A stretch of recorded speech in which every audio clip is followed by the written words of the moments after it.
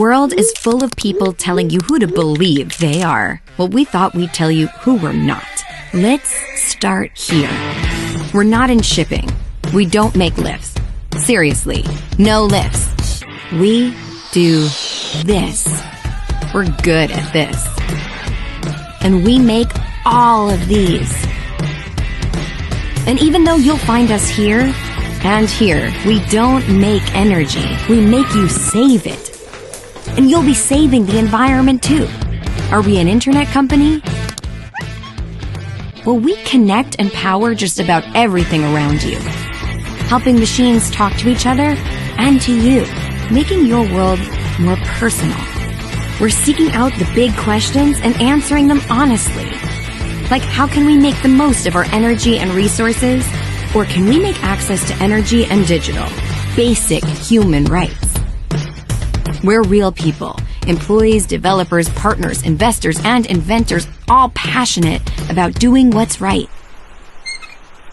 We're open. Humans of all sorts from all over, learning from each other and about each other.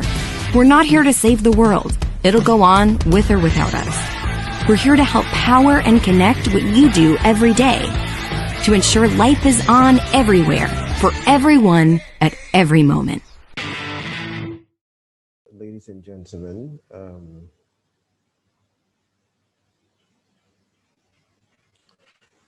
good morning all, ladies and gentlemen, and welcome to the webinar of the Franco-Nigerian Chamber of Commerce and Industry in partnership with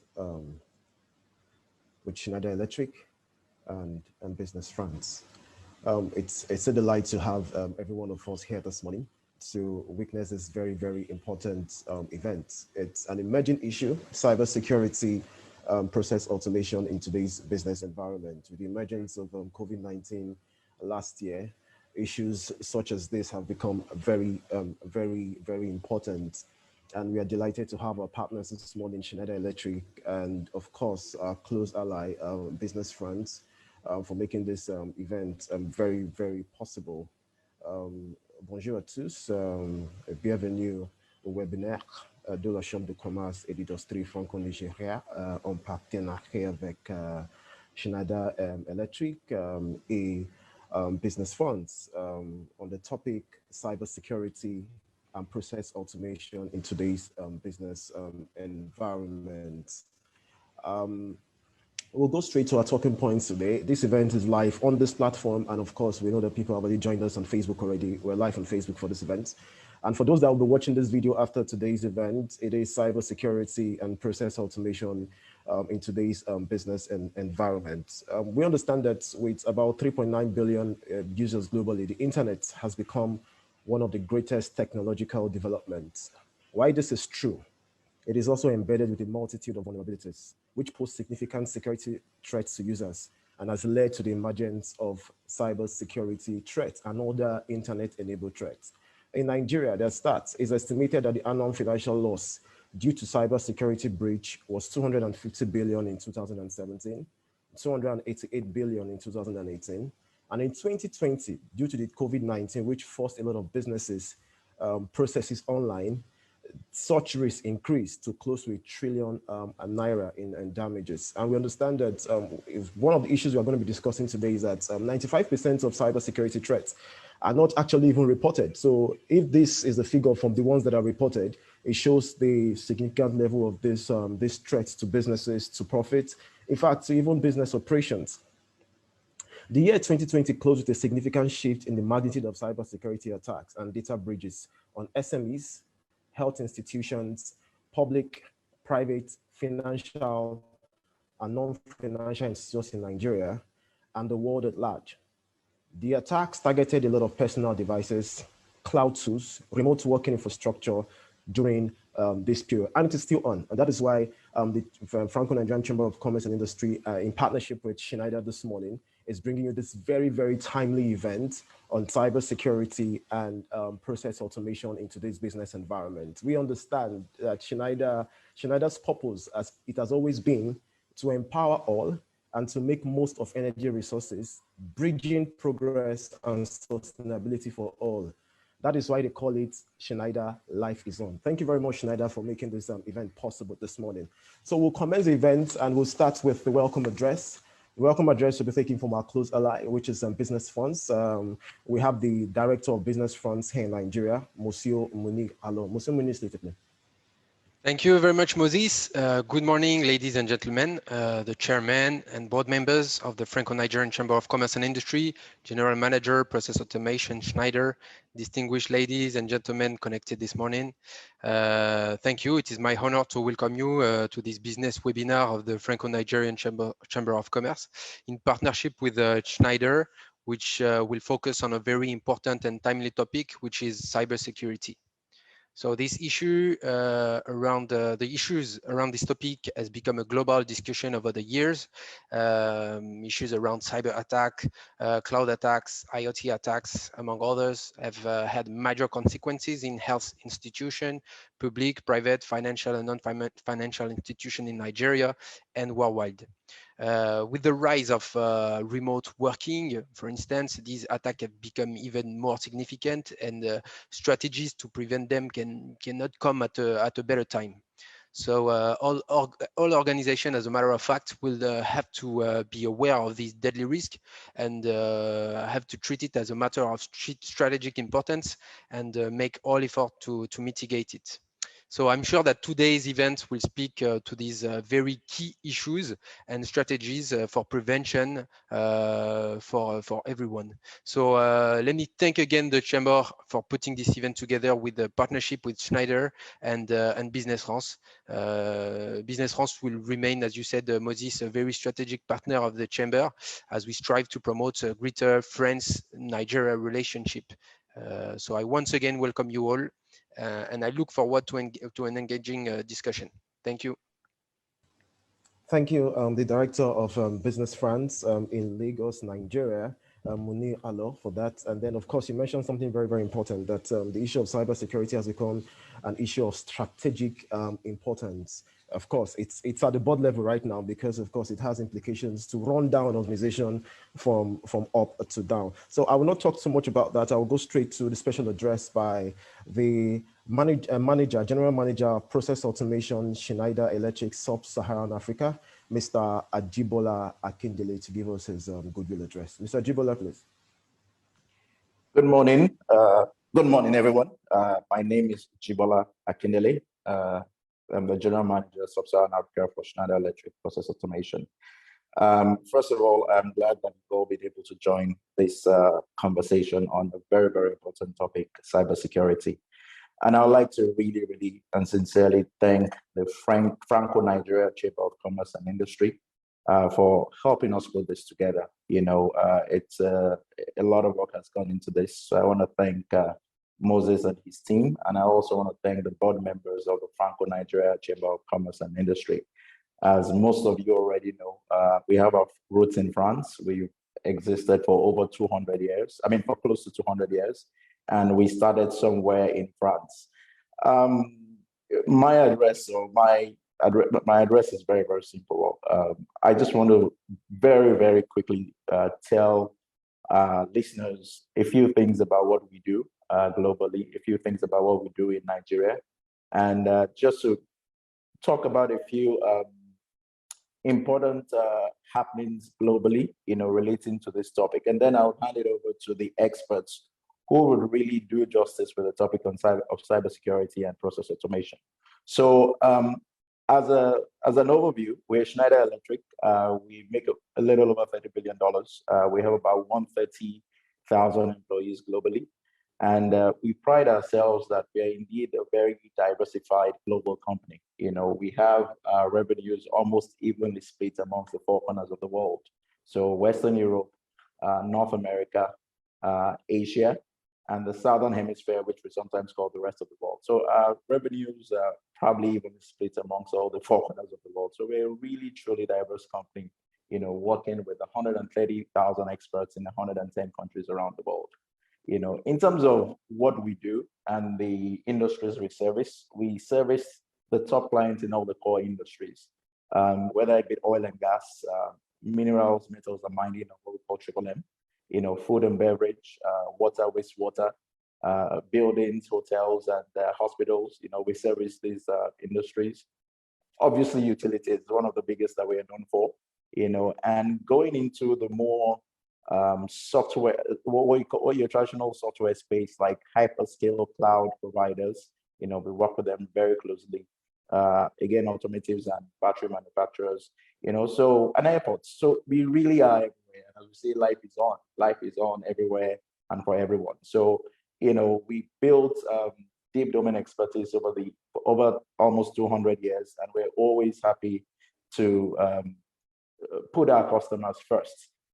One other thing we do, we don't always work alone. In fact, we work with a lot of partners. So globally, we have about 650,000 service partners and about 45,000 system integrators and developers. So in Nigeria, I'm going to bring it home now. If we look at what we're doing in Nigeria, we have 3 offices, 2 in Lagos, actually very close to each other, and 1 on Bonny Island. In Nigeria, we have about 165 employees in these 3 locations, about 50 service engineers, and we'll say that, in terms of our core industries, we really look after oil and gas, consumer packaged goods, the grid, obviously buildings, and also cloud and service providers. So those are the industries that we focus on.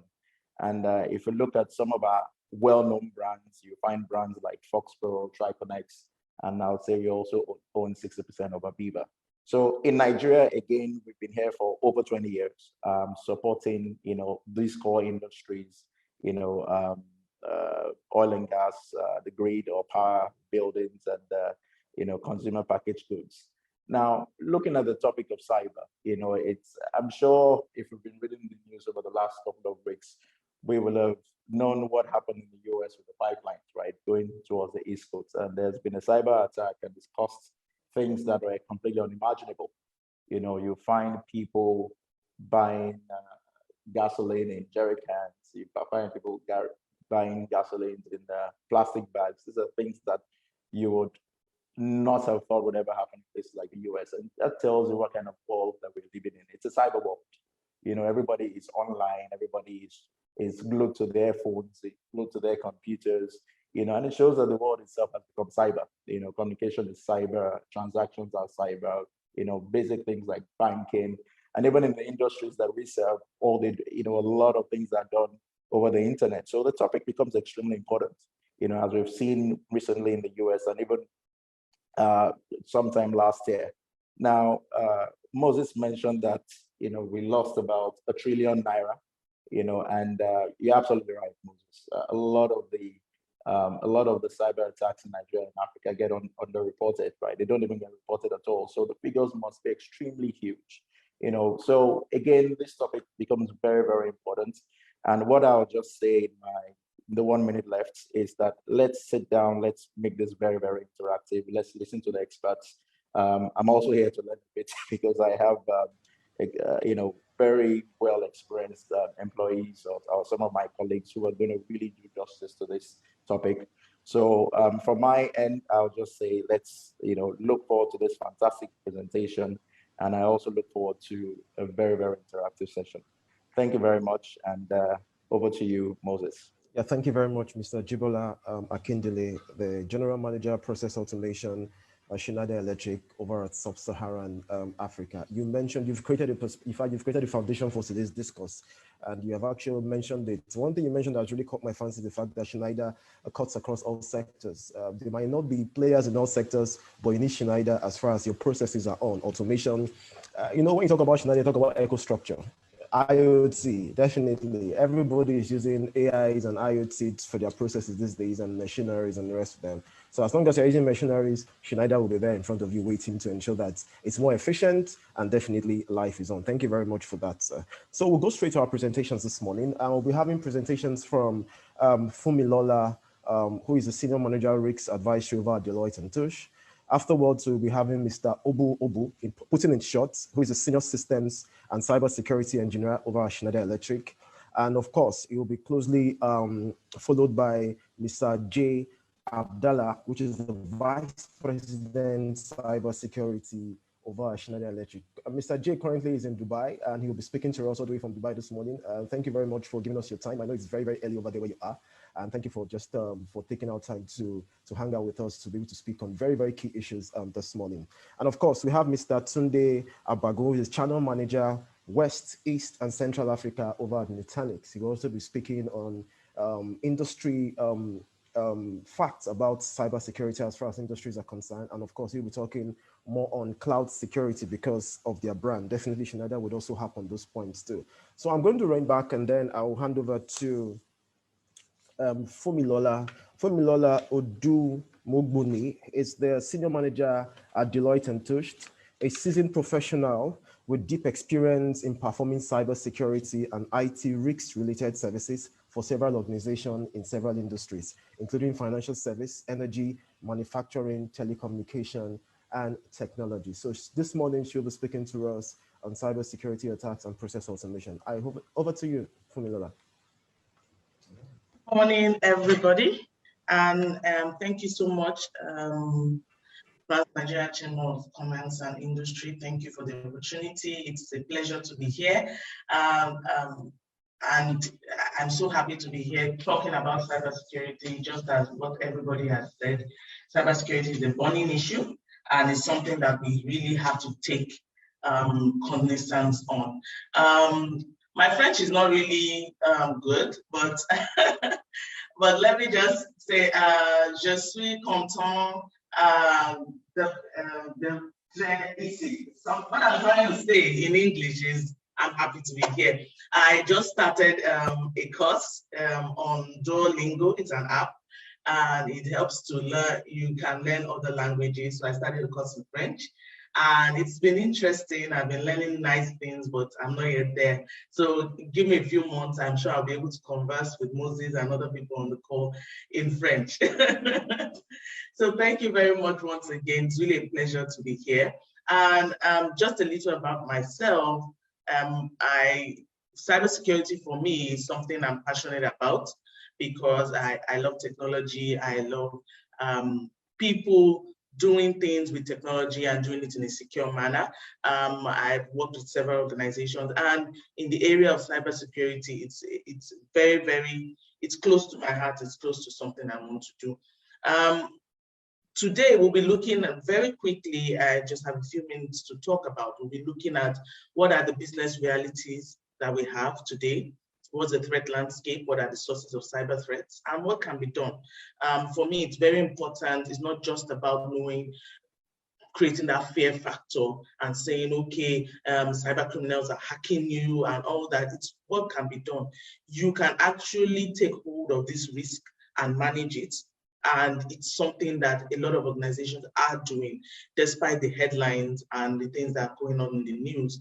You can understand this risk and actually live by it. Just like when the COVID pandemic started, we saw that because we didn't understand it, everybody was really scared. And even till now, people are still scared. But because we have something to be able to manage it, at least the vaccine is out, we're having that little bit of respite that, okay, this is something we're beginning to understand, unlike when the unknown, when you don't know what is happening. So it's the same thing with cybersecurity. We can understand it, we can manage it, and we can move around it. So the truth about it is that business today has shifted from where it was in 2019. When looking at a lot of research and study about business, about working environments, when you look at those research and studies that were done in 2019, I realized that most of them are now archaic. And it's really, that's the truth, because the realities that people were looking out there then are very different from what we are experiencing now. So now, in terms of leveraging technology for business, it is not a nice to have, it's a need to have. If your business needs to grow, you need technology. You can, it's not something you can say, because now we have remote working, we have remote business, we have remote customers. So you cannot afford to do business without leveraging technology. So, and this is the new normal, because A lot of people have gotten used to working remotely, doing business remotely, and the people are now used to a new lifestyle. They wouldn't want to go back to where they were before. Some companies are now mandating that some of their staff should start working at the office, and you can see that reluctance. People are not willing to do that because they've kind of like shifted. There's a new way of life, and they're happy with the new way of life, so they don't want to go back. We are also seeing that customer demands are changing. Before, you would expect customers to come to you and you would service them, but now you have to go to your customers. You have to be in their face. You have to show them that you have those services. They want things happening at the comfort of their homes, on their beds. They want to be able to get services. They want to be able to actually be able to control their environment, control their systems. They want IoTs, they want smart watches, smart glasses, smart this. So their customers' demands are changing. So this has made us to, as a business, we have to change. We have to evolve. If not, we will dissolve. And of course, legislation is coming up. We'll have what we call the GDPR, General Data Protection Regulation in Europe. In Nigeria, we have what we call the NDPR, Nigerian Data Protection Regulation. And these are regulations around data protection, data privacy, because a lot of things are going online. A lot of people's information are going online. We're seeing a lot of data breaches happening. So there is a need to have regulations around how businesses would treat people's information, how businesses would protect that information. So the business landscape has changed, and we have to appreciate that and embrace it. And because the business landscape has changed, we are leveraging technology more.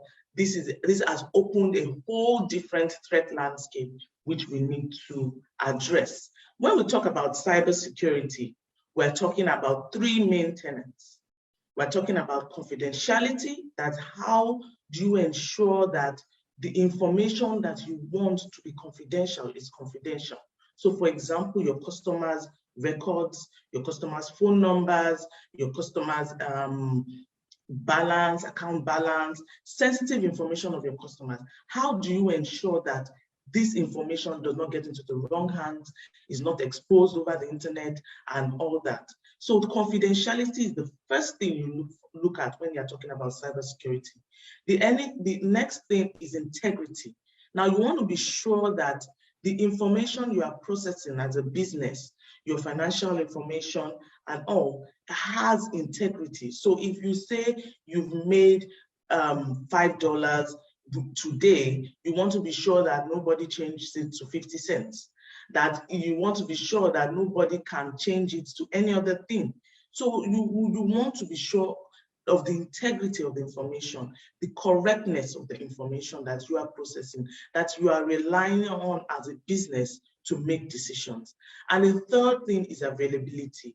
If your systems and your services are not available for your customers, they won't be able to use them, and that can cause an outrage. So during the welcome address, we mentioned about the Columbia pipeline that went offline for a couple of days. That is an availability issue. So people were not able to perform their business. A lot of lives were affected because the Columbia pipeline as an organization was not available to do business and to provide services like they do. So availability, these are the three main things we think of when we're talking about security. How do we ensure confidentiality of our information? How do we ensure the integrity of our information? And how do we ensure our services and products are available for all our users all the time? So when we're looking at cybersecurity, there are several questions you can ask. That the first one is that who might want to attack? And there are a myriad of people that will want to attack. A lot of businesses say, I'm a small business, I just started up, nobody knows me. But I tell you, there are cyber criminals combing the internet looking for small businesses because they believe that small businesses do not have the financial wherewithal to invest as much in security. So they would see a lot of low-hanging fruits. Cyber is now a business, just like how we have criminals that do cocaine and hard drugs. There are some people that have gone into cybercrime as a business.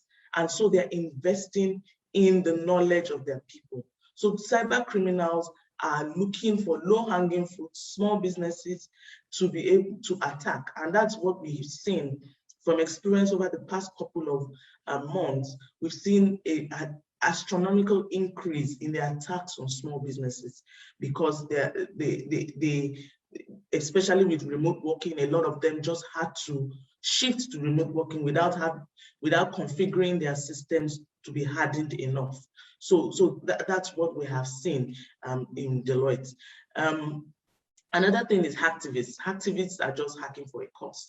Nigeria last year, towards the last quarter of last year, we had a protest, what we call NSAS protest in Nigeria. And what happened was that a lot of the anonymous hacking group and a lot of other hacking groups took over the protest from cyber perspective and started showing evidence that they've hacked different organizations within Nigeria. They say, we've hacked these people's websites, we've hacked that because we are supporting this cause. So hacktivism is something that is now real, it's here, and it's something that people can actually say, okay, let's look for businesses to hack because we want to make our cause known. Nation states are now investing in cybercrime. They're investing in cybersecurity. Apologies. Nation states are investing in cybersecurity, both from a defensive perspective and from an offensive perspective. There's a saying that goes, we say it a lot within my team, that the next war would most likely be in cyberspace. Next war will most likely be in cyberspace because we've heard of so many hacking activities happening different from China to Russia to US, a lot of countries accusing each other of hacking each other. So this is something that is here. Malicious insiders, there's a research that said over 80% of attacks happen from malicious insiders, people that you've given some level of access to your network and they now try to take over. Rogue suppliers, competitors. So there are a lot of people that can want to hack your organization. And what do they want? They want sensitive data, sensitive information. Some years ago, they say data is the new oil. And that is really happening now because if they get sensitive information from you as an organization and post it online, a lot of people are paying to get that information, and a lot of people are even paying to ensure the information is concealed. So board reports, financial information, investor information, they want to also perform financial fraud, wire transfer. There's something that's really common now, what we call the business email compromise, whereby the attackers take over the emails, an email communication between two organizations. So the organization A is talking to organization B on a financial transaction. This is what we want to do. These are the goods we want to purchase. These are my account details. What they do is that they intercept that communication and change the account details. And it will be oblivious to the two parties. And once the party pays, they will now pay into the attacker's account instead of paying into the correct organization's account. And it's very rampant now because a lot of organizations are using cloud-based systems for their emails and all. So they just hack into those systems and take over. Business disruptions, threats to health and safety, and all. And the tactics they might use is what I've said one now, business email compromise, phishing emails, where they send phishing emails masquerading as legitimate emails to the organizations and now say, okay, click on this link, or they say you won a lottery, or you won something, or my father is somewhere or something. Please click on this link. There was an executive that reached out to us that he got an email that said that he had been watching pornographic materials and they have evidence and they were going to publish it if he does not pay a particular amount of money. And the question I asked him is, sir, have you been watching anything? He said, no. I said, okay, then don't worry, just move on. Just move on. So those are the kind of emails you get. So they're holding you to ransom. Software and hardware vulnerabilities with remote working, we're not able to harden or configure our systems appropriately. And with everybody working remotely, you are not able to update the patches on your systems, on your phones, and you use these systems and phones within the organization. So this can also be a point to which they might come. Third-party compromise. We have relationships with organizations where we share information, we share data. Sometimes we even, our network is even extended to other organizations because of the kind of business we do. Now, are those organizations also implementing the same security procedures that we're implementing? They can be the weak link if we do not ensure that they do that. Stolen credentials and all. So those are the things that are happening. I just want to talk about ransomware, which is something that is very, very rampant now, whereby attackers kind of like kidnap your system. So that's what happened in the case of Columbia Pipeline, where their systems were encrypted and they could not have access to their systems. And the attackers will say, you have to pay this amount of money before I can give you the key to release your system. So it's something that is very, very rampant now. Malware, malicious software, ransomware, something that is really, really bad now. Supply chain attacks. I don't know if we know about the SolarWinds attack that happened towards the end of last year. SolarWinds is a company that actually has a software that a lot of organizations around the world, thousands of organizations use. And what attackers did was that they went into the back end of the software, installed a malicious program, and when SolarWinds was sending updates, normal updates on their software, they inadvertently sent the malicious program that the attackers had embedded in their application. And what happened was that thousands and thousands of organizations around the world were exposed to the vulnerabilities of the attackers. Another very important thing is negative social media coverage and impersonation. In Deloitte, we do 24/7 monitoring of our clients' systems, and we've seen that this is very rampant. They create fake social media, fake Facebook profiles, fake Twitter profiles, fake Instagram profiles, and what they're trying to do is they're trying to impersonate your organization to make customers transact with them, send money to them, and do that. So those are the kind of attacks we are seeing. And the 6 essential truths which I want us to understand today is that 1, no industry is immune. Don't say I'm not in the financial services industry, so I can't be attacked. That is a lie. Everybody will be attacked. There's a quote that we love. It was said by the FBI director that there are only 2 types of companies: those that have been attacked and those that will be attacked. And it's even merging into one. I said, those that have been attacked and will be attacked again. So every organization will be attacked. So that we need to come to that realization. And the damages go beyond the amount of money you lose. There's customer confidence, brand, morale, the long-term effects for you as an organization when people find out that you've been attacked. And the response times are shrinking. So we did an analysis of some of the attacks that have happened within the last few months, and we found out that from the time of the initial attack to the time when the organization detected that something had happened, it takes over 6 months. So imagine attackers have been within the environment doing what they wanted to do for 6 months, and the organization was oblivious. They didn't even know anything was happening. And everything cannot be protected equally. You have to look at what are my most important crown jewels, and you protect them according to how they're important to you. Traditional controls, which a lot of people default to, passwords, firewall, they are good, but they are not enough. you need to look for other means, detective controls. If I'm attacked, how would I know? How would I uncover it? How would I be sure that I won't give attackers 6 months to stay in my environment while I'm going? And definitely regulatory and government and stakeholders are increasing focus on cybersecurity. And there are a lot of executive orders, privacy rules, and consumer protection regulations that we need to follow. And if we do not follow them, we find out that we are subject to fines and other things. So this is the main thing. The main thing is, what can you do? A lot of issues have been happening. What can you do? The first thing is that cybersecurity is a warfare.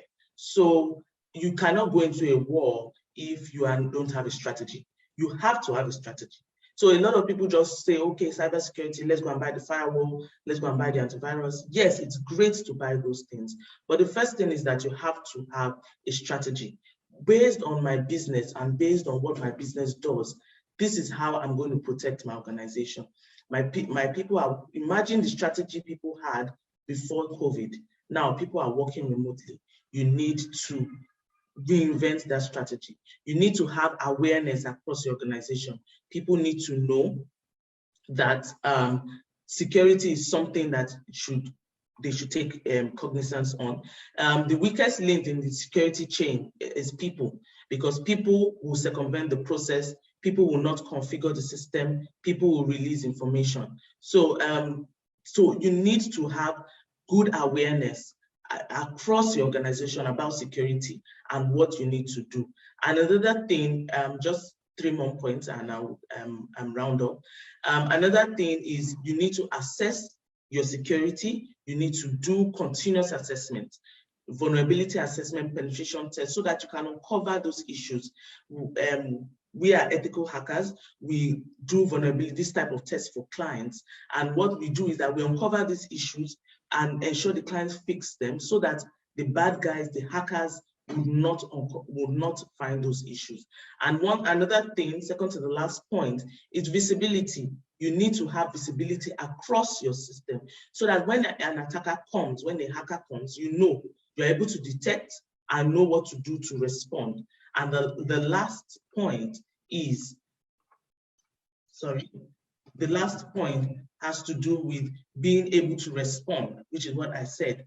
When an attack is happening, and you're able to respond by doing the things you need to do. So this is like a framework which you need to break down and be sure that you're actually following, and it will help you to be on top of your game in terms of cybersecurity.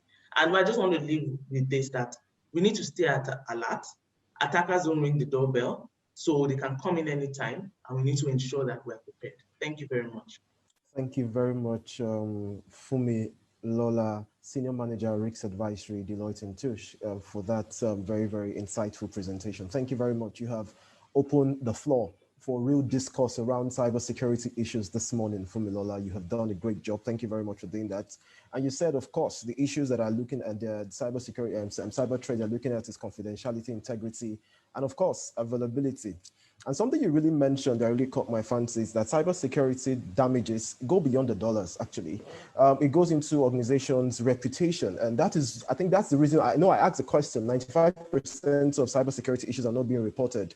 Organizations will not want to report such kind of it because, of course, it hampers customers' confidence as far as that brand is concerned. And you mentioned something that is really very important. And organizations to take note of this, that the weakest link in the security security chain is the people. A staff might just click on any link, and then that is the problem. And of course, so organizations should understand that training of everybody, it doesn't have to be CIO or the CTO officers in the organization. Everybody from operations to accounting to logistics to procurement, everybody needs to understand the risk of cybersecurity breaches in the organization and what it can do. You can't just click on any link. You can't just see a link and say you have won $1 million from your organization when your MD has not told you have won that money, and then you click on that link and then you expose your organization to a lot of cybersecurity threats and, of course, going to billions of dollars and the rest of them. So we're still going to have conversations around this. In fact, real conversations around this during our question and answer session. But I will just lay off now and invite Mr. Obu Obu, who is the Mr. Obu Obu is a senior system cybersecurity engineer over at Schneider Electric. Mr. Obu Obu will also be speaking to this, and he'll be closely followed by Mr. J. Abdallah, which is the Vice President Cybersecurity Service over at Schneider Electric. So let me just read the profile quickly before, as they are getting ready to start. Mr. J. Abdallah is an American cybersecurity professional with 22 years enterprise and operational technology experience.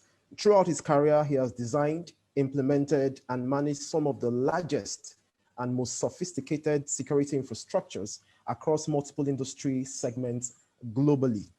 He leads a team of industry professionals responsible for the engineering, operation, strategy, and growth of Schneider Electric's cross-vertical cybersecurity business assistance. Of course, Schneider Electric, with the IoT, with the cloud system, with the echo structure, you just need to have someone like Jay watching those things, ensuring that nothing funny, goes out there. For Engineer Obu, he has well over 10 years experience in working in the process automation industry. He is a member of the Schneider Electric Global Cybersecurity Team. I'm sure he's working closely with Jay based on this, and provides cybersecurity consultancy services and professional support to their clients throughout the region. So I will hand over to Jay and Mr. Obu to go on with the presentation. Mr. Obu. Is Mr. Obu there? Yeah, thank you very much, Moses, for that. Hope you can hear me. So I'm just going to present my slide and go straight to our presentation. Yes, I can hear you. Good.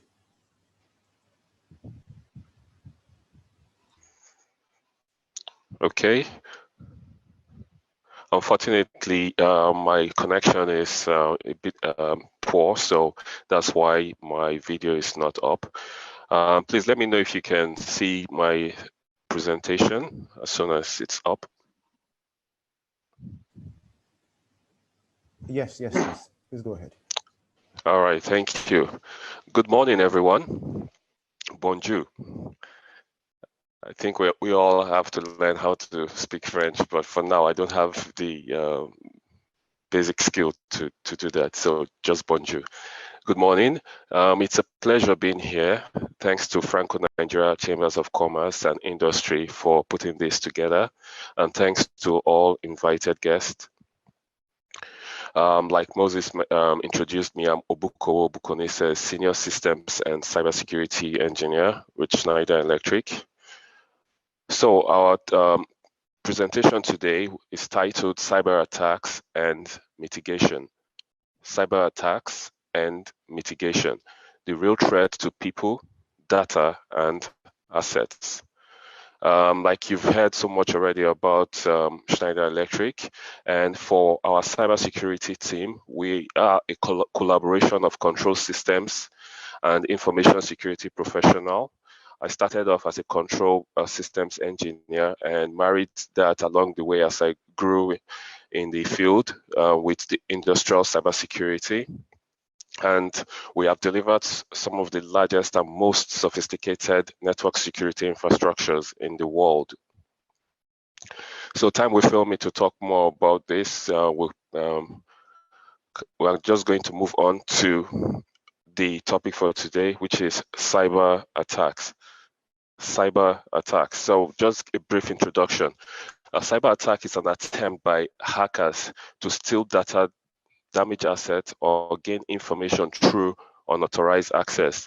Now, the first digital technology malware called Brain, this was first released in 1986. At that time, computers were mostly isolated, standalone systems.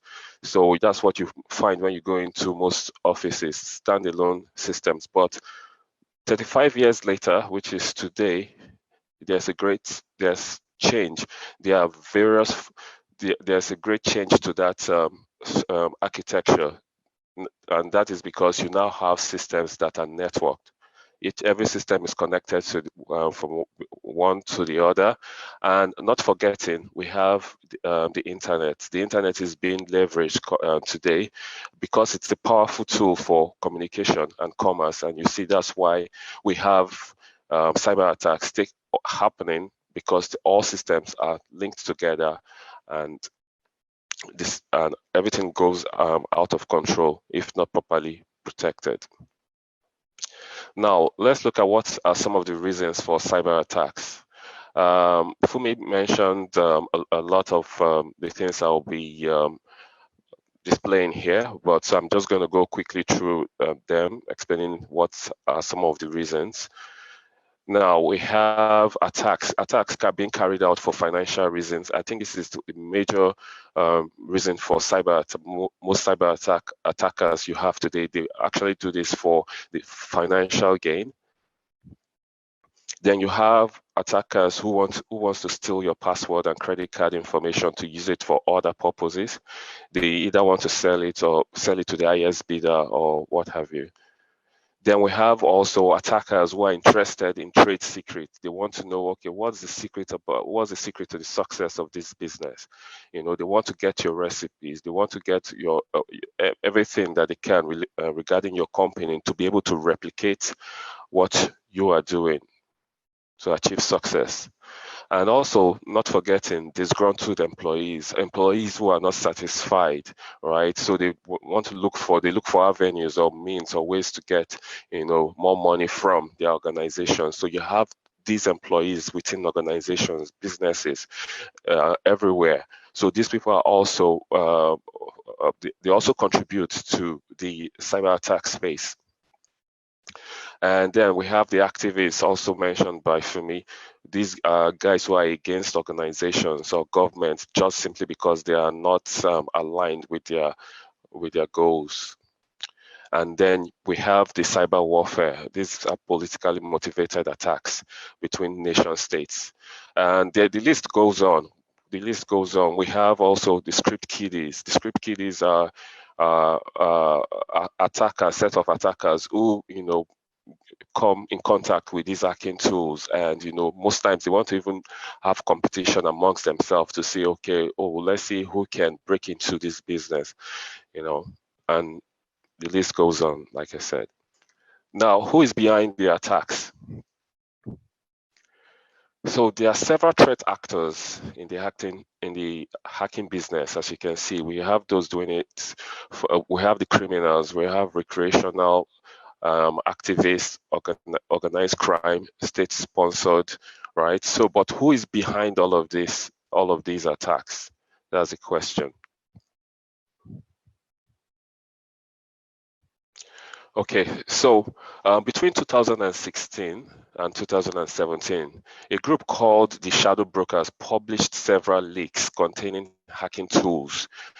The hacking tools were alleged tools from another group called the Equation Group.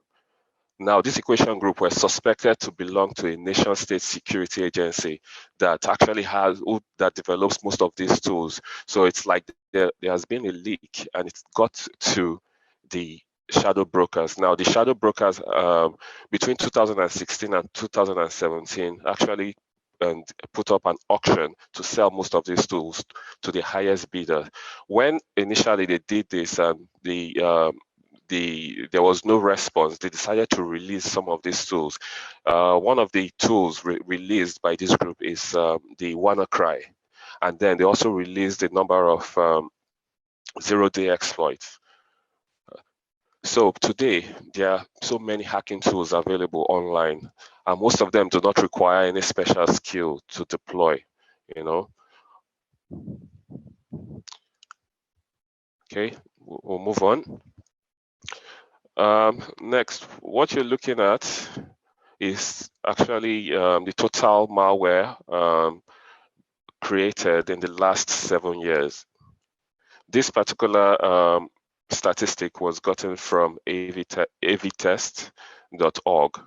So if we look closely, we can see that in 2015, it was just 470 million. By the way, what you're seeing on the screen is actually the numbers. The values are in millions. So in 2015, it was just 470 million. If you take a look at 2018, you can see the number has increased, has doubled. And then 2021, so the increase in the number of creation of malware is exponential, and it keeps increasing.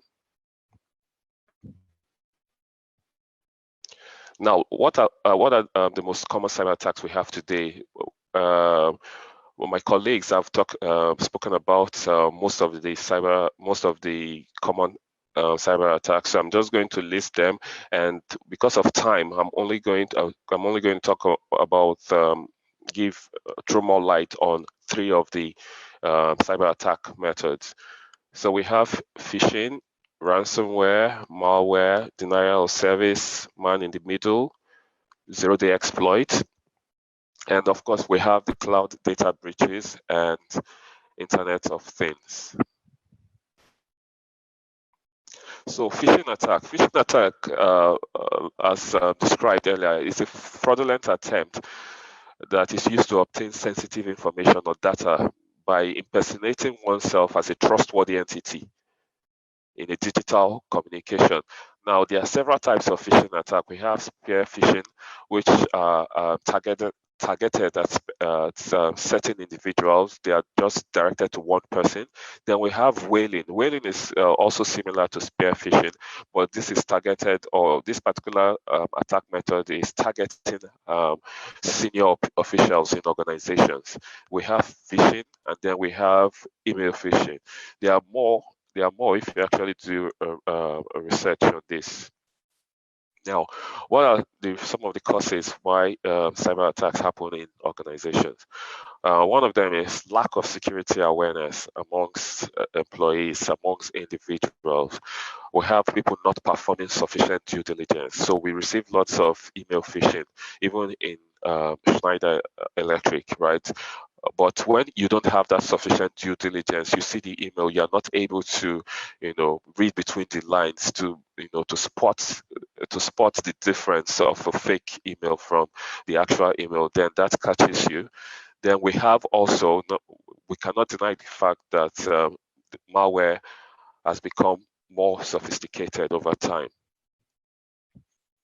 Now, how do you mitigate, against phishing?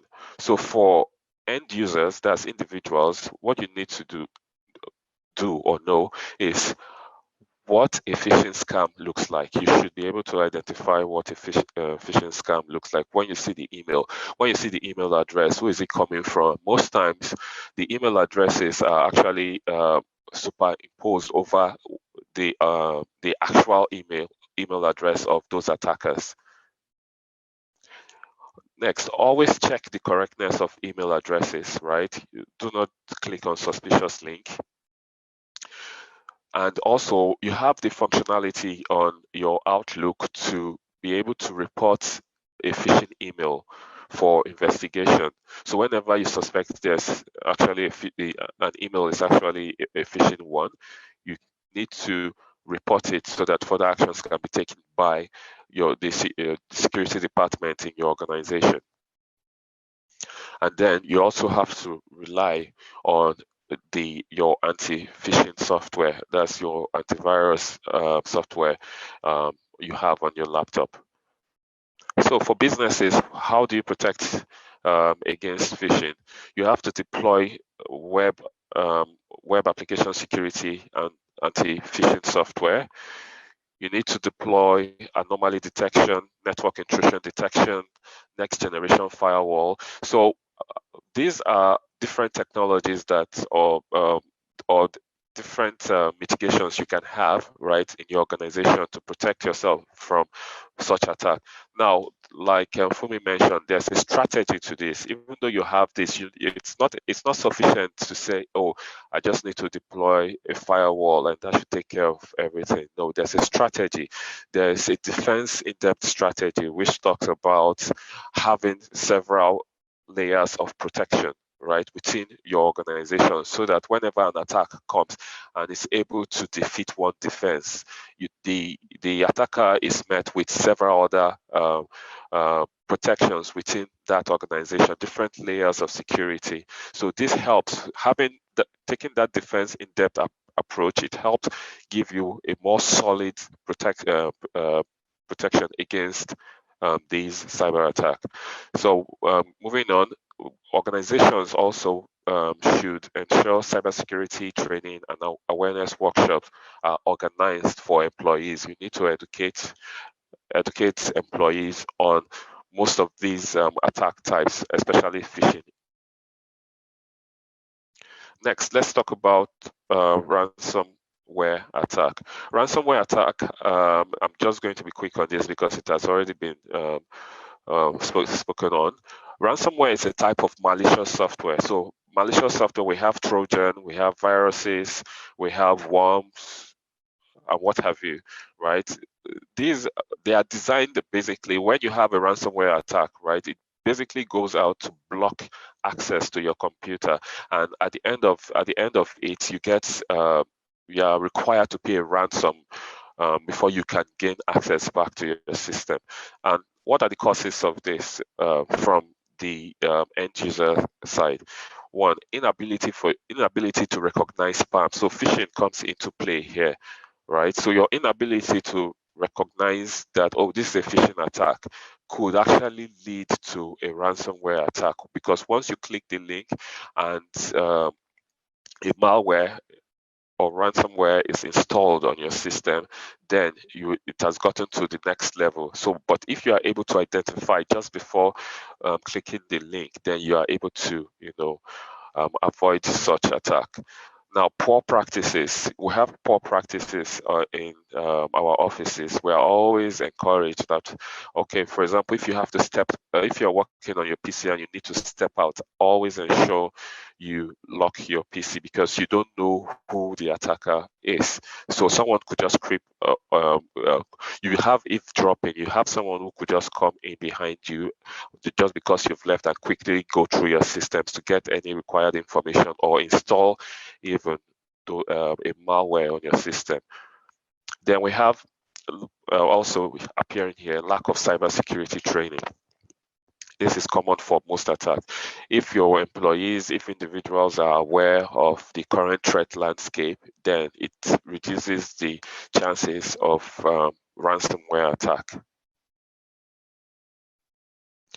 Now let's look at what are the mitigations and recommendations against ransomware. So individuals should know what a phishing scam looks like, right? You should not install applications from unverified sources.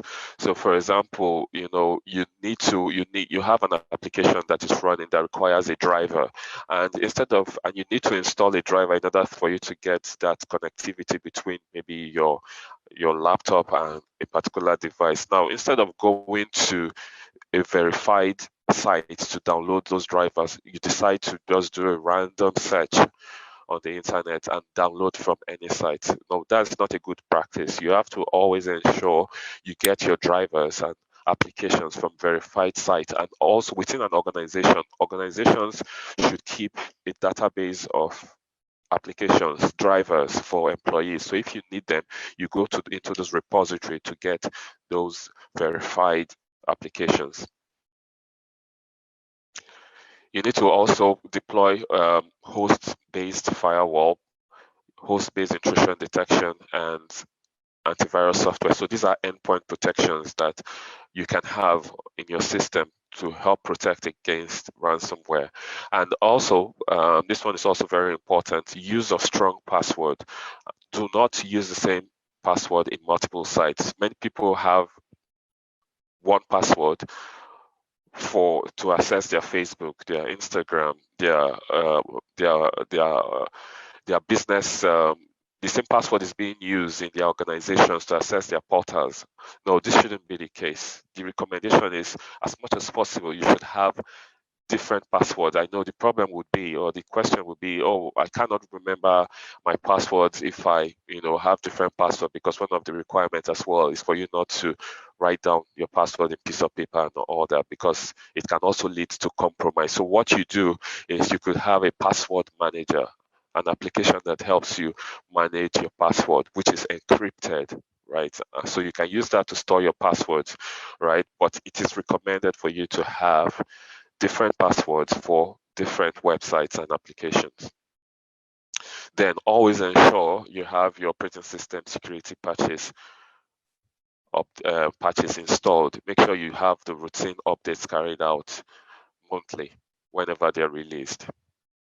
For businesses, how do you mitigate against ransomware? You need to deploy application security software. You need to deploy intrusion detection.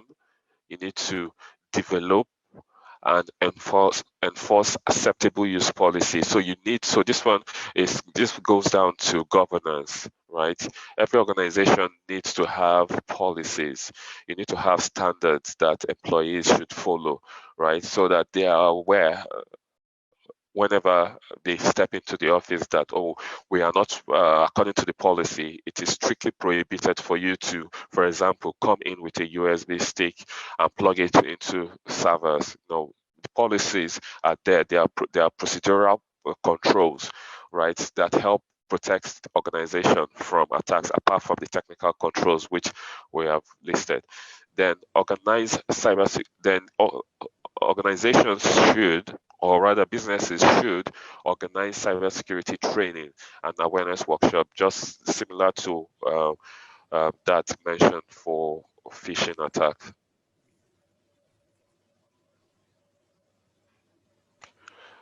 Okay. Mr. Obo, please, can you just quickly round up, because okay, yeah. So this I'm actually in the last. I have the last slide here. So next one is denial of service attack. Denial of service attack.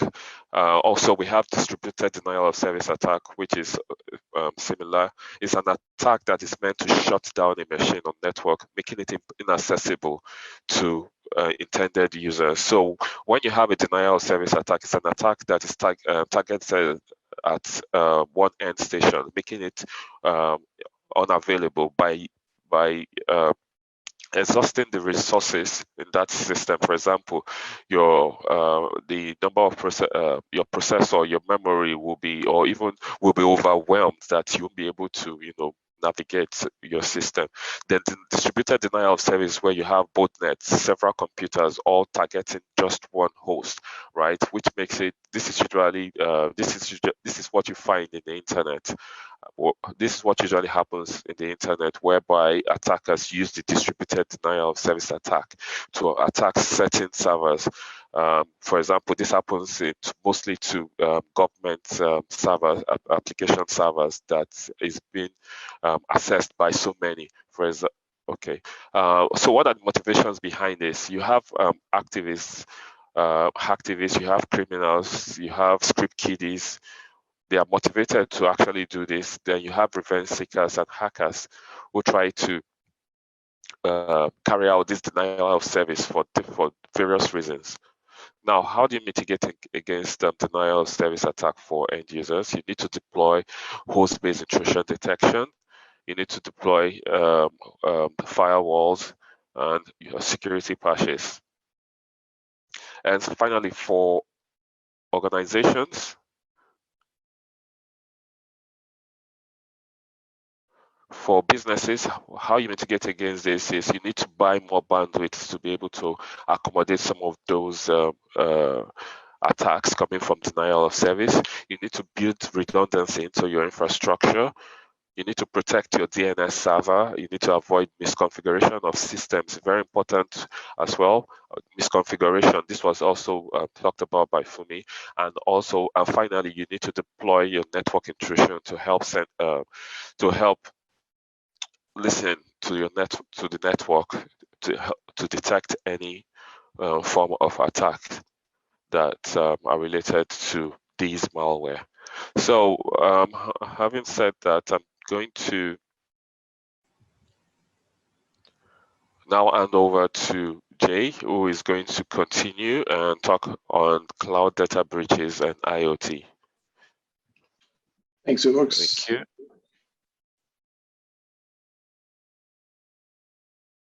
Okay, you can go ahead. Okay, can you see my screen?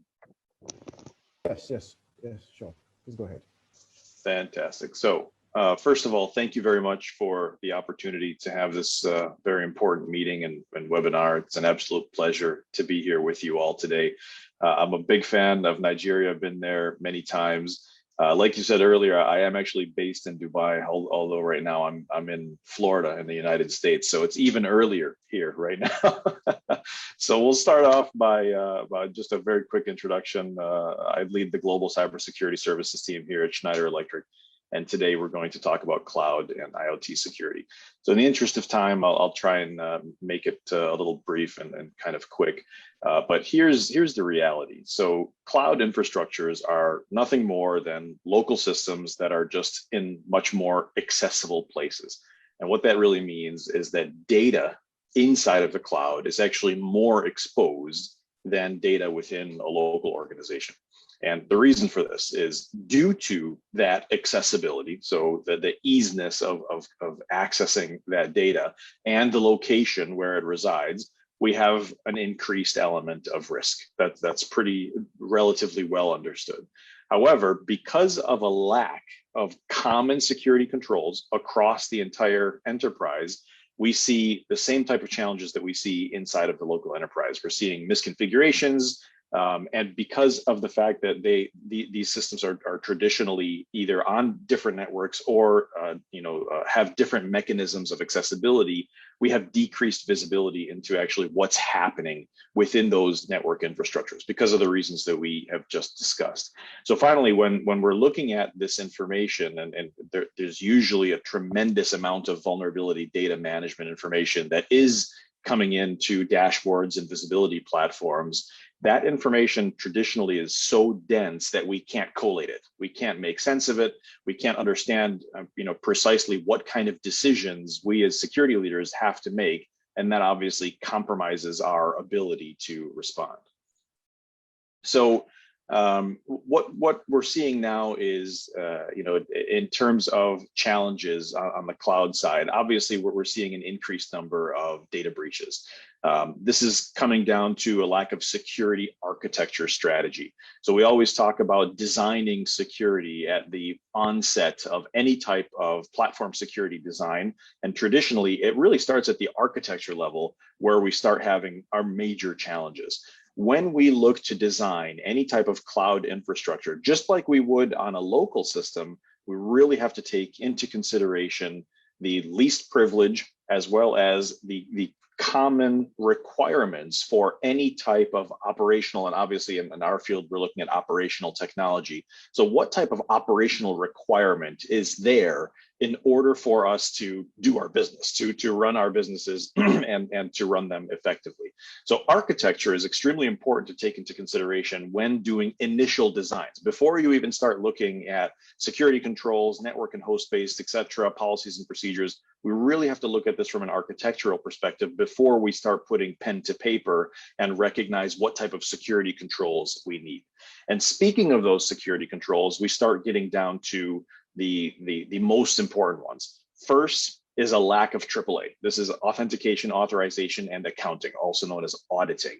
So this is where we have the identification of personnel and assigning the roles or the role-based security that is required for each of them, each of those individuals, to do their job.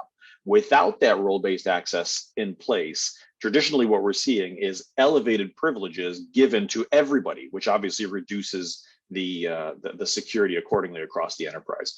Also, when changes are finally made, whether that be within the central authentication infrastructure or within the data set itself, we're seeing a lack of change management. So we really don't have that level of visibility that we need in order, again, to make the appropriate decisions. So change management comes down to a very important control, could be considered as a detective control, to recognize what's happened in the environment, logging what's happened in the environment, and gives us the opportunity and the visibility to make decisions accordingly.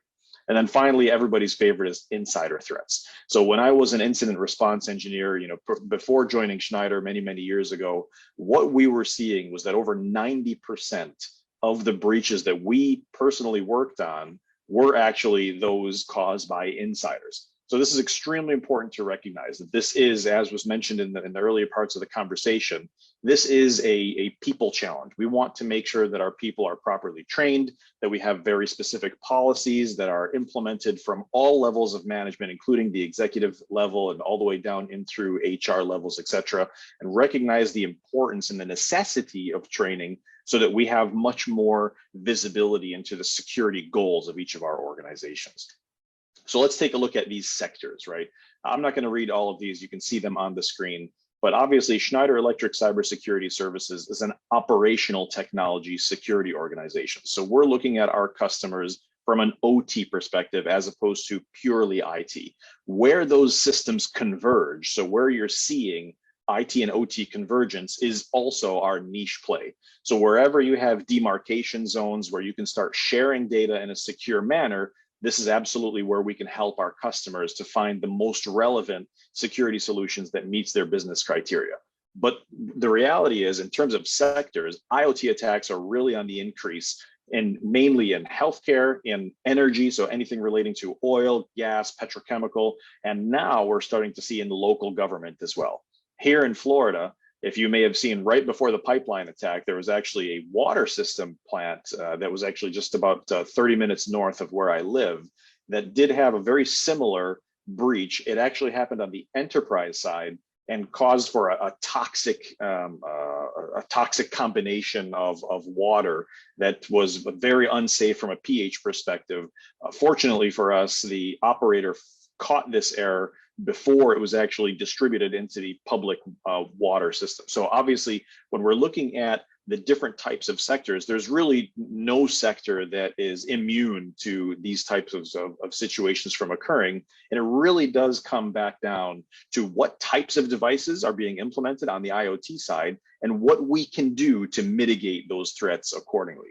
So what can we do? First, we have to identify what those challenges are. Most importantly is default configurations. I always tell my colleagues and friends, whenever you're dealing with IoT, whether that be in your home networks or in your professional organizations, do not trust the default configurations. This comes down to the default passwords, the default security permissions, as well as the network that is accessible to that IoT device. It must be changed immediately. I read a statistic one time that if you go on Amazon and you buy a smart camera, traditionally, as soon as you put that smart camera online, within 30 minutes, if the default configurations are not changed, that is very high. It's highly likely that attacks will start coming in just based on the fact that those default configurations are so widely shared across the world, and passwords are shared all around the world, that it's very easy to infiltrate those smart cameras. So it's really important to change default configurations right off the bat. The second, and then also another very critical point here, is not having dedicated networks. So here, for example, in my home, I do have IoT devices. I'm using a smart thermostat, smart water heater, smart lighting, smart plugs, and many of these systems obviously have direct access to the internet. However, they are not accessible to the guest network or to even my own Wi-Fi. They have their own very highly secure, with a very secure password, network infrastructure that is not publicized. The SSID is not shared. And you can take that same nomenclature and implement it at an operational technology site, having dedicated network infrastructures only for IoT, because that lack of visibility will also increase the level of security. But obviously that's not enough. The native security built into the device is traditionally not enough. You have to be able to segment the traffic that is coming in and out of that device, and of course, add the appropriate level of security controls, host and network. Ubux touched upon that just a moment ago. Because of the fact that PLCs have very specific security requirements from a communication perspective, there's really no need to give them more than what they require in order to function at the most basic levels. So having that visibility gives us the option to have much more secure devices and much more secure infrastructures without opening ourselves up to exposure. One thing to take into consideration, again, going back to your own home networks, even if we start looking at smart TVs, these are really the easiest things to hack traditionally. When we're looking at combined networks and default configurations, you can even look at this from restaurant menus when they use those smart TVs. Usually, if you ask the staff to give you access to the Wi-Fi, you'll see that most of them are configured in a default manner. So what we're seeing is that traditionally, we want to take advantages of the IoT capabilities, and we certainly want that to help our operation. But the default configurations and the lack of security controls is what's really causing the havoc that we're seeing when it comes to IoT security. Over 90% of infiltration attempts can typically be thwarted with 5 basic security controls.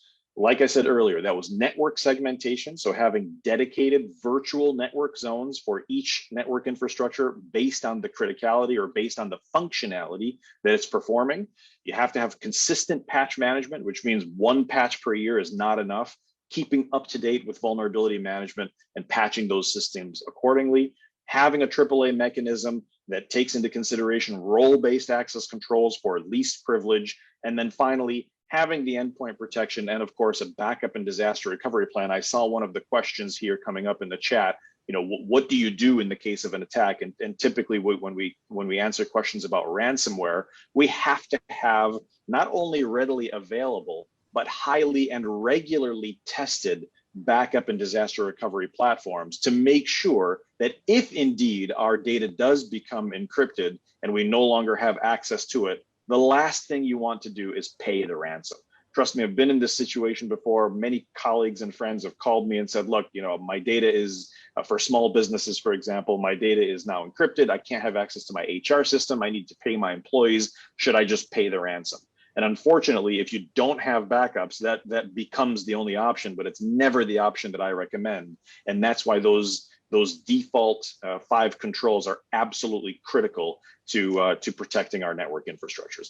So that's all I had today. I really appreciate you taking the time to listen. I'm sorry I went over a little bit on my time, but we're happy to answer questions a little bit later. Yeah, thank you very much, Jay, for that insightful presentation. And of course, Mr. Obo, you've mentioned, of course, you built on what Fumi has said already, and then you went into, you know, Jay talked about insufficient AAA, and which is very important. Insider threat, you know, we keep stressing that issue of insider threats.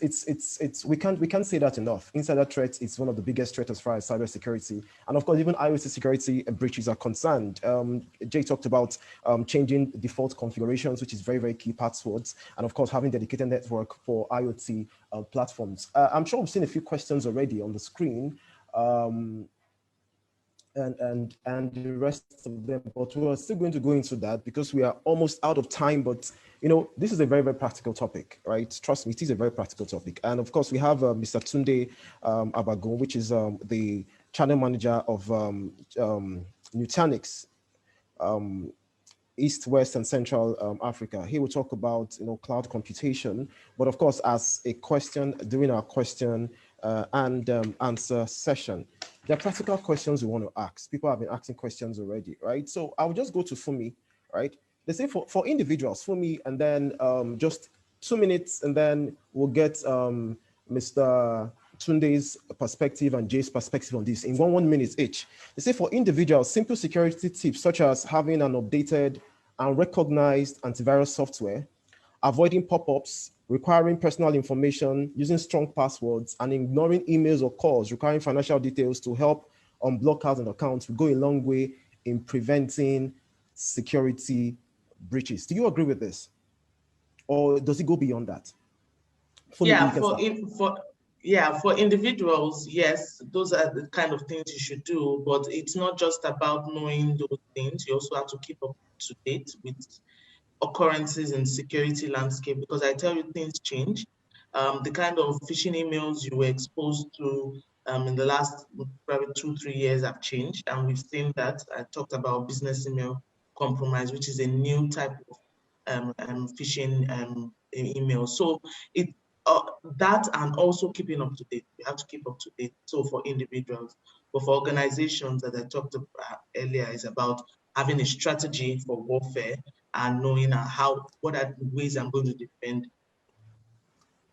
Yeah, thank you very much. Now, Mr. Tunde, following what Fumi has just responded with, the answer she's given, yes, these things are enough. But there's another research that has it that defensive capabilities are moving away from rule-based products driven by machine learning and artificial intelligence, which is AI. It is evident that signature-based products, especially anti-malware, are playing catch-up, given the number of new malware strains and adaptive nature of new malwares. Yeah. If antivirus will not do the business, Tunde, what will do the business based on your industrial experience? I would also get Mr. J. So there's quite a bit to be said about that. Number one is awareness. Okay, so you really need to be aware. I think Fumi mentioned, also Obu mentioned about vision. Okay, so it's interesting because you talked about artificial intelligence. Now, vision is actually voice phishing. So AI leveraging voice to actually perpetrate phishing attacks. So a particular organization in the UK, an energy organization, recently was scammed about $243,000, on a phishing attack. So they actually approved the payment based on a voice approval from their CEO. So it turned out that the voice giving the approval was an AI software.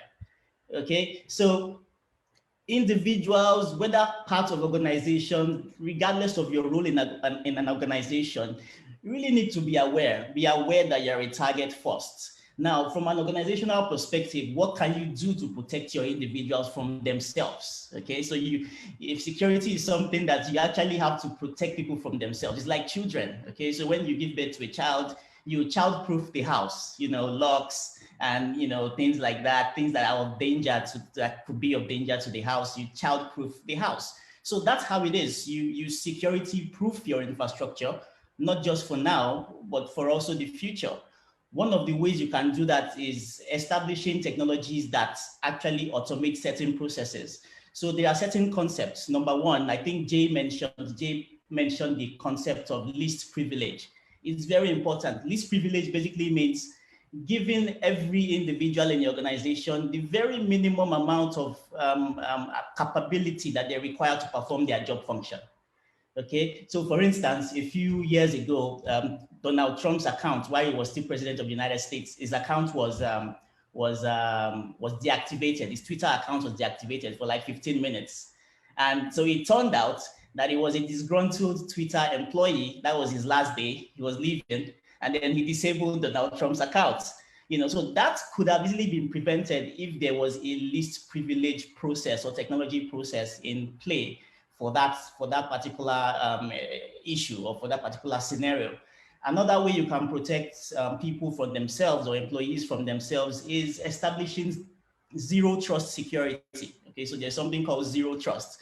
So in the past, when compute was central, so compute was central in the past, therefore anything within the perimeter could be termed as trusted. But today, with distributed architecture, with the internet and with mobility, you can't trust a mobile device. So I bring in a mobile device into your architecture from outside. You can't trust it anymore. So there has to be technology, things like micro-segmentation that can actually, enable zero trust security such that even internal devices, internal users are saved from themselves. So I'll stop there and allow other questions. Yeah. So I think I would like to get Jay's perspective on this rule-based, going away from just antivirus, and of course you are in charge. Now, Jay, I'm going to before I read one or two questions that has been asked here. I know Jay will leave very soon, so I just want to catch you on something. I understand that you are in charge of Schneider Electric cybersecurity, architecture, and EcoStructure is Schneider's, power, basically talking about, in homes, buildings, data centers, infrastructure industries, innovation on every level. And of course, using IoT, IoT talk about, like you mentioned, wearable fitness tracks, like this one I have here, smart speakers, thermostat, light bulbs, cars, and anything that can connect to the internet or talk to other devices. Now, they said there's a research that many IoT devices are vulnerable to compromise, and could serve as a means for an adversary to infiltrate an election network. Do you agree with that, Jay? I fully agree with that. I fully agree with that, and that becomes one of our biggest challenges.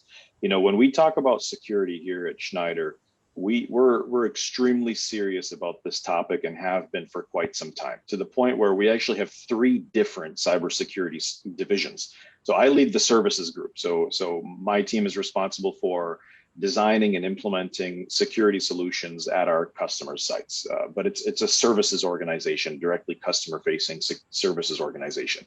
The other 2 are actually even larger than us. One is our product security team.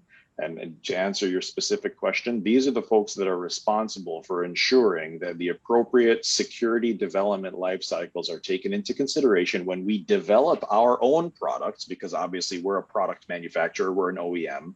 So we have to make sure that our products are designed with security in mind, but we take it one step further, where we have a dedicated team of penetration testers that are constantly looking for any types of vulnerabilities and communicating them to our customers and providing them with the vulnerability management and the patches that are necessary to protect the devices.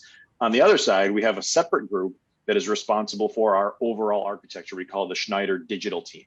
These are the folks that are responsible for our cloud-based infrastructure, our data in transit, our data in rest, and of course our devices and our laptops, our corporate infrastructure, et cetera. So having that overarching security group that is doing multiple things on a product perspective, on a system perspective, and from a services perspective, that's really the only way of tackling this challenge. Only looking at it from one perspective is a recipe for disaster. Thank you very much for that. Thank you very much for that.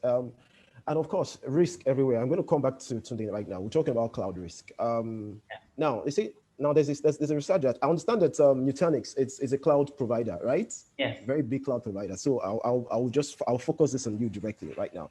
I say cloud providers don't build specific server for each user. The server space is shared between different customers as needed. You may be putting your data at risk if others using your servers upload potentially hazardous information. Is that really true? And based on industry experience, give me real life situations now. Yeah. Has this kind of things actually happened? Maybe not through Nutanix servers and all of that. Yeah. Does this really happen? Because storage has gone to the cloud. You're talking about even for our phones, iPhones, iCloud, everything is on the cloud now. And nobody has their own specific servers on the cloud. It's a shared system, right? Yeah. So that's a very, very, very good question. Now we could talk about this for the next 24 hours. But no, please, we have 2 minutes. So yeah. So if you look at now, let's take it. I assume that what we are talking about now is public cloud. Okay, so we have various models of cloud. So you can have a private cloud, you can have a public cloud, and you can have what you call a hybrid cloud. Now, a private cloud is essentially, where you are hosting your own compute, storage, networking, and security resources internally within the organization. Where it now goes to the shared model, what we are talking about is the public cloud, where there's a pool of infrastructure resources, and then the cloud company is responsible for managing that and provisioning that to you as a user, and then you subscribe to that, and then you just consume. Now, that is a possibility. It is very possible in a public cloud environment that is not right, for other tenants to have access to your own tenant environment. It is very possible. And that is why, as an organization, as a user, you have to ask the questions when you are choosing a cloud platform to host on. Okay, so you have to ask the question. Number one, what are the multi-tenant capabilities that this cloud company has in place? And by multi-tenant, it speaks for itself, multiple tenant environment. So if normally a cloud environment that has secure multi-tenancy should be able to prove to you and show to you via various compliance standards that they are actually multi-tenant. And what that means is that environments or data that is within your own pod or within your own tenant environment is unable to be accessed via another pod, so to say. So that is something that you have to ask. You really have to kick the tires when you are being asked about the cloud platform. Now, secondly, you can put yourself in the driver's seat. Okay, so regardless of whatever the cloud platform tells you, so regardless if they tell you, oh, we are secure, we are blah blah blah, and they tell you all that, you can still put yourself in the driver's seat. And how do you do that? Today, how enterprises do that globally is by adopting a hybrid cloud platform.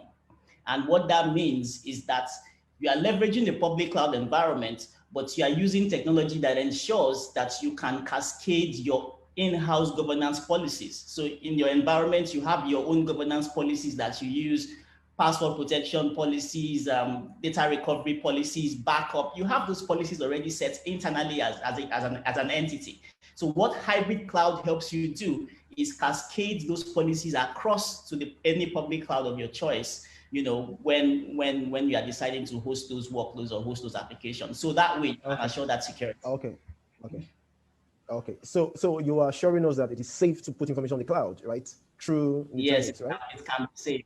It can be safe. So now someone is saying something here that these conversations are insightful but very scary for those who are not tech savvy, right? And so people are asking questions on Facebook, and they are asking things related to implementing your work emails on your device, on your mobile devices. Fumi, Lola, how safe is that?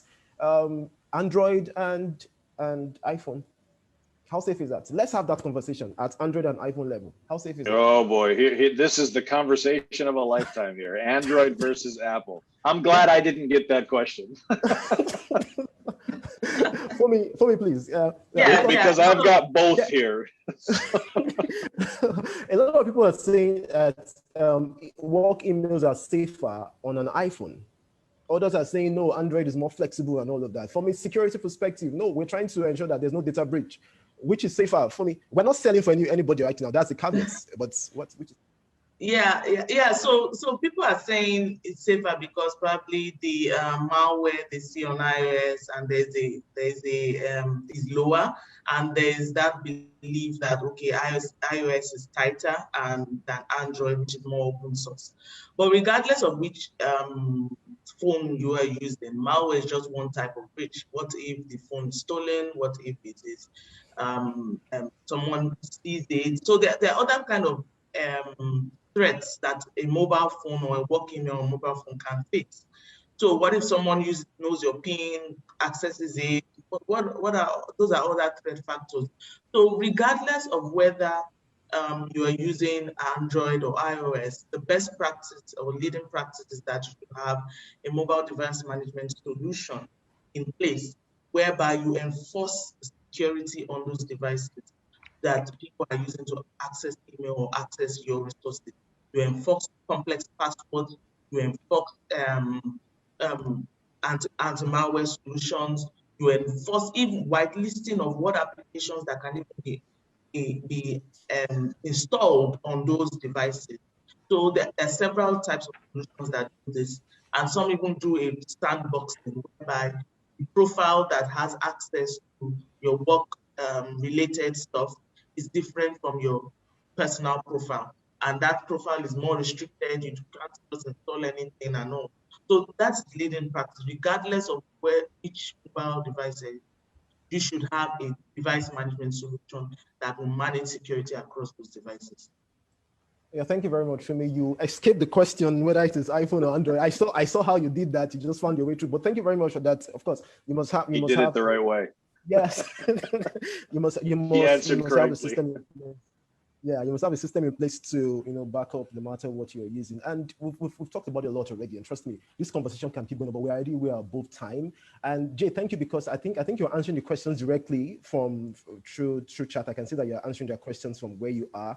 Thank you very, very much for doing that. It makes the work very, very easy. So we're going to get final words in 1 minute from all the panelists. So we'll start from Mr. Tunde. Final words on this discussion today, please. For me, it's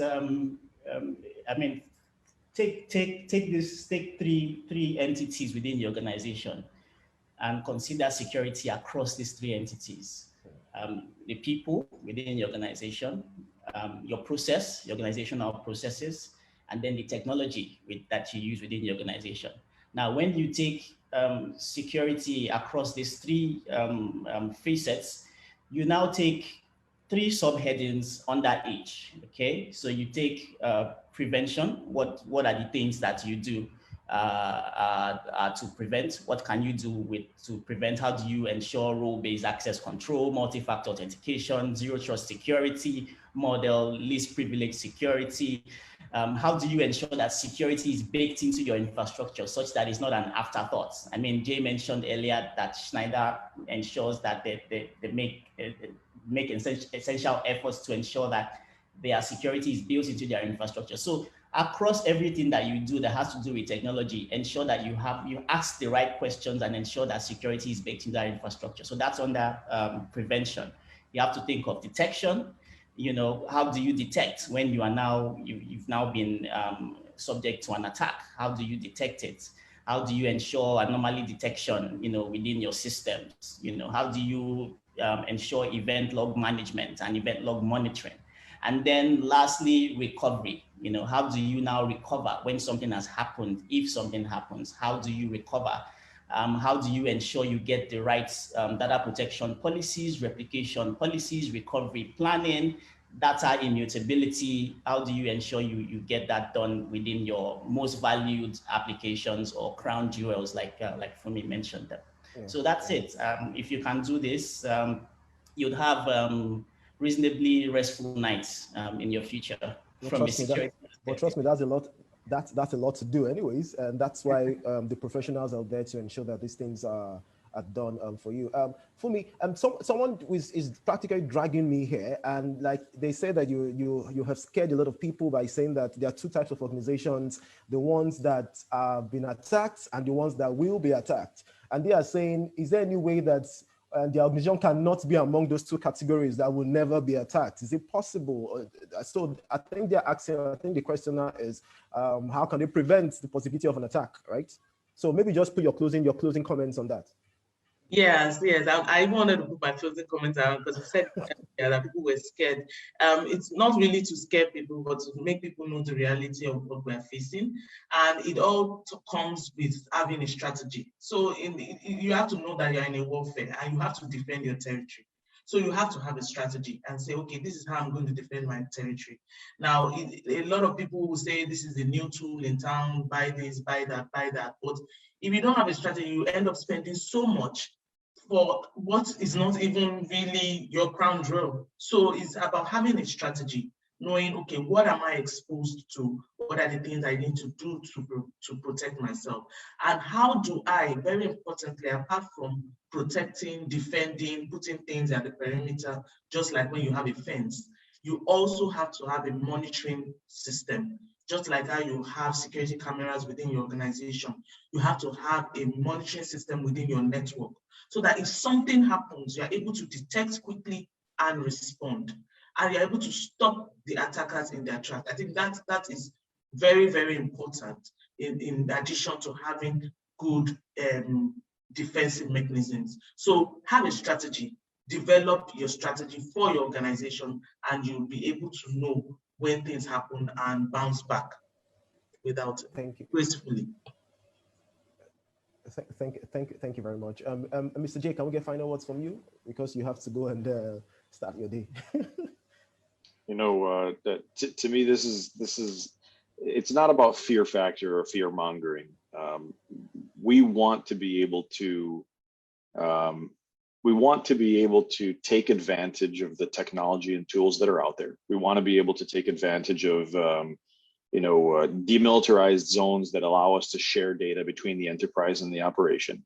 We want to be able to take advantage of IoT, but there's a secure way of doing that. And it starts with identifying the right policies and procedures to, first of all, build a structure around security, and then identifying the right people to put in place to help you create a security strategy. Without a security strategy, we can't just throw money at this problem. We can't just throw technology at this problem. Technology alone will never do the trick. It's got to be embedded within the culture of the organization. Consistent training, consistent executive support, consists of HR requirements to remind people that this is the nature of today's business environment. So technology is really the last bit of the puzzle. The really first bit is making sure that the culture of the organization recognizes security as a challenge and puts it at the top of mind in terms of the priority levels. Thank you very much, Day. You said it. You have really said it. Mr. Obo, do you have any final words? Is he there? If he's not there, we can just go to Mr. Yes, Jibola. I'm here. Okay, Yeah. okay. Yes, I'm going to be. Yeah, okay. I'm going to be very quick on this. So my advice to individuals will be to limit the amount of personal information shared in the public space. While for organizations, my advice would be to ensure end-to-end security protection in their infrastructure by following best security practices, like we have that of the National Institute of Standards and Technology. So depending on the sector, right, you have all the best practices and standards described here. Then finally, organizations should also establish dedicated security team that will be available to tackle cyber incidents. Yeah, that's it for me. Thank you. Yeah, thank you very, very much. Everything still goes back to like what Fncci said, the weakest link in an organization, which is the people, right? The standards have to be in place. Mr. G has mentioned the issue of training and retraining. Everybody must be aware of this very, very wicked beast that once it comes into your organization, it's very bad. It can run down the organization from top to bottom. I'll get final words from Mr. Jibola Akindele, which gave us our opening remarks. Of course, you are in charge of industrial automation for Schneider Electric, and at the IoT level, you do it big. As far as that is concerned. Let's get final words from you, sir. Yeah, first of all, I want to thank you again. Thank all the panelists. I thoroughly enjoyed the conversation. As I said, I am not the expert here, but it's good to have experts like Jay and Obux and Fumi and Tunde, share their thoughts and also answer concerns from people. My final thoughts, and I think, the panelists have already done justice to this. It's really all about culture. It's about organizational culture. It's about being aware that our normal lives, some people can prey or take advantage of things that are meant to be for good and turn it into evil. So it's really about the awareness. It's about building that culture within the organization, and beginning to really have a strategy to develop against potential attacks. We can't just sit down and say, no, it can't happen to me. It can't happen to my organization. It can happen to any organization.